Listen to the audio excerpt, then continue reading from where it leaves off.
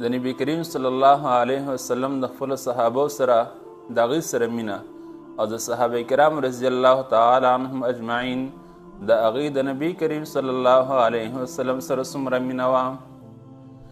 دغه صحابه کرام رضی الله تعالی عنهم اجمعین به په نبی کریم صلی الله علیه وسلم باندې خپل ځانونه شیندل.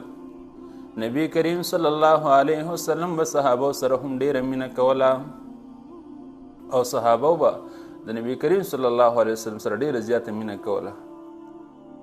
یو صحابي دی د احد عصا کې هغه زخمی شو او هغه زخم دومره زیاتو په صحابي باندې وینې را ماتېري. نور ملګري ته چاپېره شو، ای زموږ ملګریه ووایه ستاسو ارمان دی په زړه باندې دا د ژوند اخري مرحله دې تېرېږي، ستا نه به اوس روح قبضه کېږي، یعنې ته خو د دنیا نه روان یې، زمونږ او ستاسو مرګستیا به ختمیږي.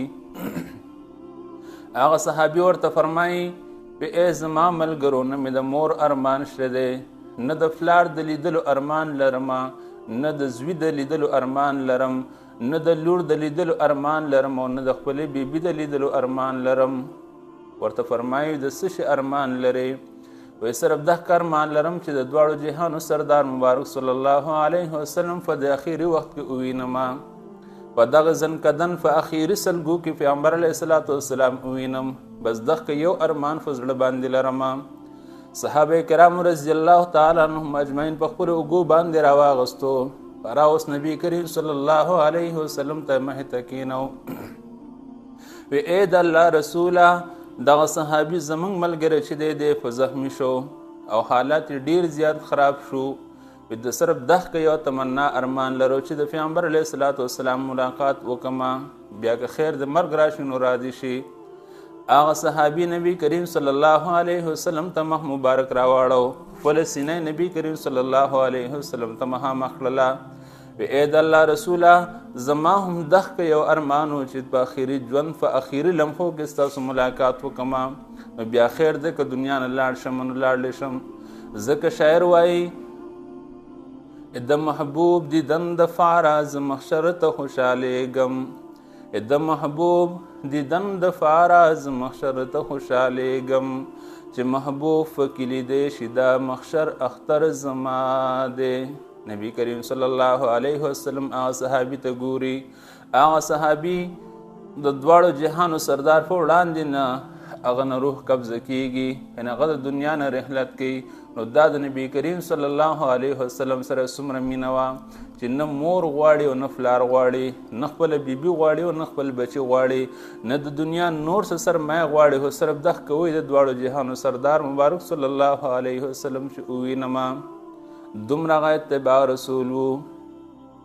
عبدالله بن مسعود رضی الله تعالی عنه هغه را روان دی، مسجد نبوي ته را روان دی. نبی کریم صلی الله علیه وسلم خطبه ورګي مسجد نبوي کې، بعضې خلک ولاړ دی. نبی کریم صلی الله علیه وسلم ورته وفرمایل اجلسو، ای خلکو تاسو کینئ، د خطبې په ټایم کې چې څوک ولاړ یې تاسو کینئ. د عبدالله بن مسعود رضی الله تعالی عنه بهر نه را روانو، چې څنګه دروازې ته را ورسېدو نو په اخکه دروازه کې کېنستو.